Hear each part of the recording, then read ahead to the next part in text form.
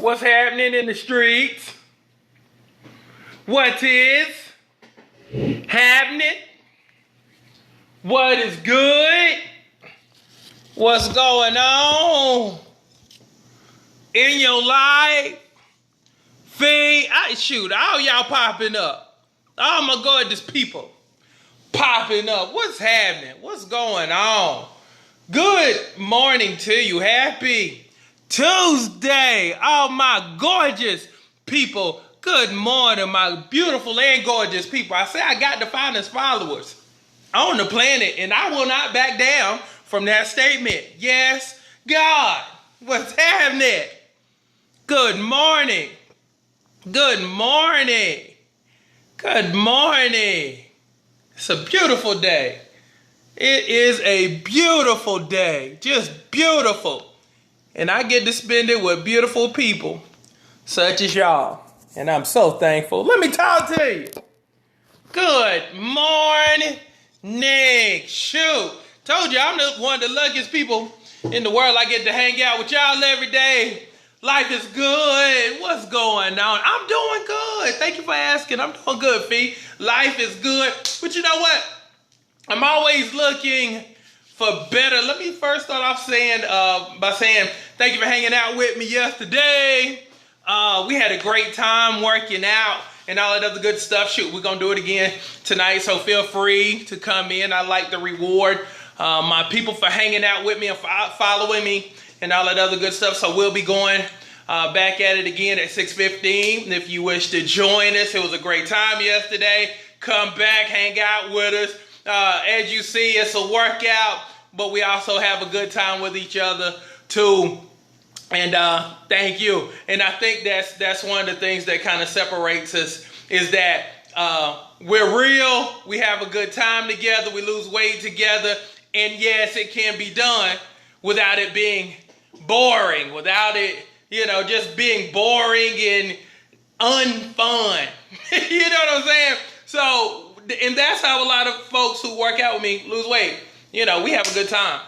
Regardless if you're in person or online, we're fully engaged because, again, and I tell people this all the time, the most personal thing you can do as a man for a woman is to help her lose weight, to help her transform, help her.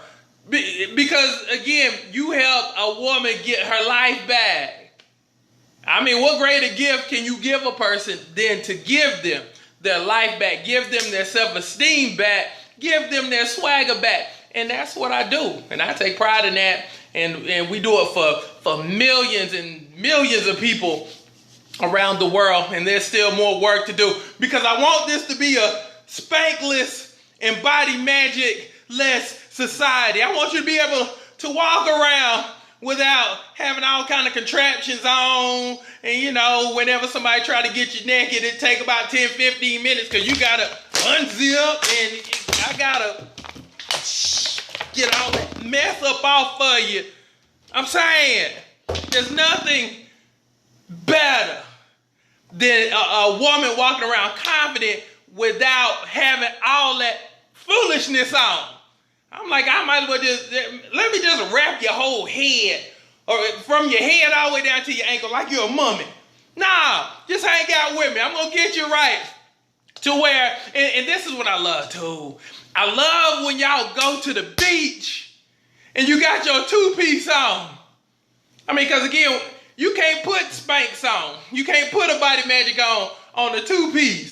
And that's where I'm going to get everybody to. That's the level I'm going to get you to. So again, thank you for hanging out with me. Let me talk about stress weight, please. Let me talk about stress weight and how to avoid stress weight. First of all, couple of things. I know a lot of y'all. I've known a lot of y'all for a minute now, so I kind of know your personalities. A lot of y'all want to save the world. A lot of y'all are leaders in your family, in your community. You're the go-to person whenever stuff falls apart. Whenever cars break down, they call you. Whenever somebody's having a family situation, they call you. You're the person that niece or nephew goes to stay with when stuff goes wrong. You're the person that whenever financial stuff happens, they call you. You're the go-to person. But with that being said, you're also that person who carries way too much on you. You're also the person who shorts themselves for other people who wouldn't do the same for you. So it causes stress. You're the Rock of Gibraltar on the outside, but you cry real hard when you're by yourself. And it adds stress to your life. So what I wanted to talk to you today about is how not to gain stress weight. Because again, when you deal with a whole lot of people, you're taking on a whole bunch of baggage from everybody. I don't know if you realize it or not, but again, if you are, for instance, if you're a 185-pound woman, 260-pound woman, or a 300-pound man, if we equate this thing to weight, and say you have 10 people in your life who constantly, need you, needy people, 10 people, and say, each one of them weighed 200 pounds. That's 2,000 pounds worth of pressure on you. You can't walk around with 2,000 pounds of pressure on you, or it will crush you, because you're not meant to walk around with that. But that's what a lot of y'all are doing, carrying around 2,000 pounds worth of guilt, 2,000 pounds worth of drama, and you can't do that because it seeps into your eating. So, step one on how we're going to avoid gaining stress weight: acknowledge your Carl Thompson. That's what my uncle called it. Not Carl Thomas. My uncle called it Carl Thompson. Play that Carl Thompson for me. I got an uncle who just messes up all the names. He can't never get them right. So, acknowledge your Carl Thomas. Or as my uncle called him, Carl Thompson. Basically, what that means is, you remember the part of the song where it goes, "Tell me what's the use of holding on if we can't be friends? I'm emotional." Stop. You're emotional. So for a lot of y'all, your eating habits is tied into your emotions. So if I'm dealing with dramatic, stressful people, and I take on their stuff, it's going to make me emotional. So my food choices become emotional. I'm not thinking about what makes me healthy. I'm thinking about momentarily what makes me happy. And what makes you happy sometimes won't make you healthy. So acknowledge your Carl Thomas and understand that yes, sometimes I do emotionally eat. But, and this is the sad part, a lot of your emotional stuff is not caused by you, but caused by him or her. So basically, you're letting the stress of other people kill you. Okay? Acknowledge that you are an emotional eater if you're an emotional eater. Acknowledge that. Step two, and this is probably the most important step. Stop dealing with stressful people. Leave them jokers alone. Let me put it into a context you will understand and get and just grasp. They hand stuff off to you because you're the only one who will take it. You're the only person who will, it's like a handoff. People just, okay, I don't want my stuff, so I hand it to you. A lot of people will drop it and be like, nah, I got my own stuff, but not you. You take it. You hold on to it. You look at it every day. It weighs on your mind. And we're talking about other people's stuff. We ain't even talking about your stuff. We talking about other people's stuff. So the part two of that is stop dealing with stressful people. And also, let me say this too. Stop dealing with stressful situations. Stuff you don't feel like doing. Because you are a yes person and you want to satisfy everybody. Stop telling people yeah when you mean no. Just say no. No is a beautiful word. I can teach you several different ways of saying no, that if you're just worried about hurting people's feelings, I could say it like this. Well, I would, but I have this I have to do. You see what I'm saying? I would help you maybe on another day, but I have to do. You know, when you find different ways of saying no, you're good. Versus always saying yes to everything and you don't want to do it. Okay? So eliminate stressful people, stressful situations, because again, you're the person who accepts everything. Okay. Part three, last thing. Keep stuff up out of your house. If you know you are a Carl Thomas, if you deal with people who cause angst and anxiety, keep stuff up out of your house. Because keep in mind, you will not leave your house to go get it, especially if you are a nighttime person. You ain't gonna just, for a lot of people, you're not just gonna hop in your car at 10 or 11 o'clock and go across town to get something. But if it's in your house, all you have to do is go to the refrigerator and get it. What I'm telling you is, keep that stuff up out of your house. Chips, keep them out your house. Ice cream, keep it up out, keep it out of your house. Cause it's such a quick move. Somebody piss you off, boom, you in the refrigerator. You're in the cabinets, boom. You want to satisfy you now. But see, what happens is, and let me say this too. What happens is, and this is how it gets real ridiculous. And tell me if I'm dead on with some of y'all. Because this is how it normally plays out. Okay. You're in a good mood. Somebody calls you with some bad news or says something out of the way. Boom. You say within yourself, I'm going to go get me some ice cream, make myself feel better. So you get the ice cream, you get the chips or whatever. You're up in your bed watching some show. Hold on one second.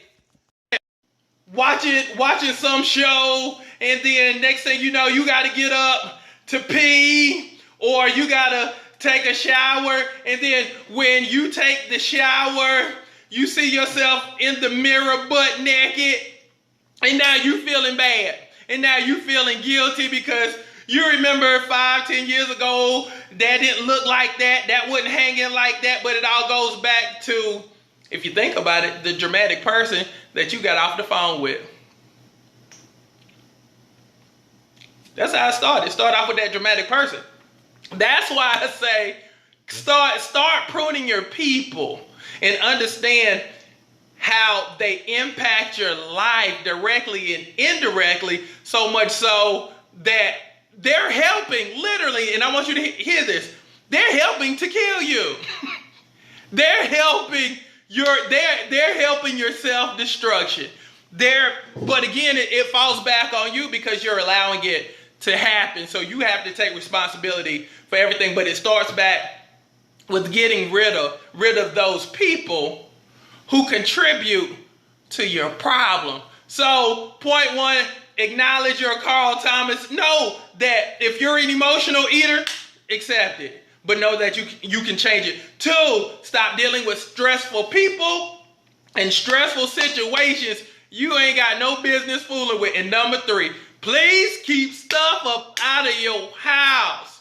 Please, please, please. Oh, how do you get rid of your family? Oh, I can preach on that. That's easy. First of all, and let me answer this. You can't affect the family you were born into. You can't affect the last name that you've been born into and all that other good stuff. But you can deal with who you want to deal with. I'll give you a great case in point with my situation. situations. I have people in my family who like to remind you of what they did for you 20 years ago as if they did it for you yesterday. Give you a great case in point. So some of them will try to guilt you and always remind you of what they did for you in 1996 and 97. So you'll come through for them until you have that epiphany and you say, but dang, that was almost 20 years ago. When you say within yourself, dang, how long do I have to serve out this time for this one deed that you did for me almost 20 years ago? Then what you have to do, you have to start seeing people for who they are. Yes, you are a moocher. I didn't see it then, but I see it. You are a moocher. You're an opportunist. So, to protect myself, I'm going to be over here. I'll be over here because I'm good. I'm good. I'll be over here because I don't want your stuff to affect my stuff. And so we'll be on good terms. I'll hang out over here and I will set boundaries and I will set limitations on everything. So we'll always be cool on this level, but just know that we can never, ever take it back to this level. So you have to find a place where you're cool. But when their stuff and their issues start bleeding into your stuff, then that's when we have to just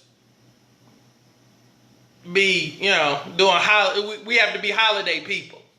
To where I just see you and I talk to you during the holidays when I see you, maybe once or twice a year. Because again, I got my own life and I got things I have to do without stuff bleeding into my stuff. Again, you have to be very, very clear about what you're trying to do in this life right here. And you have to protect that. You have to take everything personally. So when somebody tries to intrude on your life with their stuff, they're basically saying, stop what you doing. Your stuff don't matter. Your stuff don't matter. My stuff is more important. Now, this is where you have to say within yourself, I'm going to stop doing that. I'm going to stop taking on stuff, because when I take on stuff, I'm in agreement that your stuff is much more important than my stuff. Think about that now. When you take on, and think about this. If I have two people in my life and they're always handing me their stuff and I only have two hands, and say, this is my stuff. If I'm always holding on and helping everybody else with their stuff, my stuff gets neglected, which will force me to basically lose my stuff because I only have two hands. I only have two hands. And if I'm holding on to everybody else's stuff, my hands are full. So I neglect my stuff, and guess what? My blessing needs attention. So if I don't pay it attention, it's going to stray away from me and I'm going to lose sight of it until it's no longer there and it's out of the picture. You can't see it anymore once it's out of the picture, because the only thing that's in my picture, that's in this vision, that's in this camera, are the issues of other people who really don't even care about me, who just want to use me. So that's how you have to look at it. Start looking at your stuff as being that important. Nothing interrupts your stuff. And if you're guilty of that, stop doing that. Because again, nothing can happen to you without you giving people permission. When people get used and abused, they literally have given other people permission to do it. I can't just drop stuff off on people not unless they accept it. So stop doing it. So that's what's going on. So I hope this has helped you, because I feel like I was preaching to some people who probably are going through this same thing right now. But I mean, that's why we're here. We're here to help each other and to encourage each other and to help each other to have the best life we're supposed to have. But again, get rid of your stress. Start handling your own stuff. Because this right here, your stuff, is the most important thing in your life. And I'm talking about no matter if it's your mama, your daddy, your kids, whatever.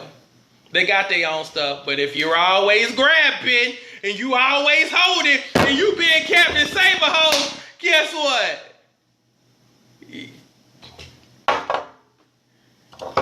Gone. Out of the picture.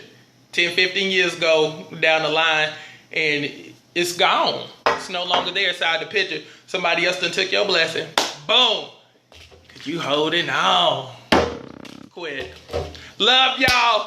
Be good. I'll see y'all later on. I'm gonna check back in with you. But be good. Love y'all.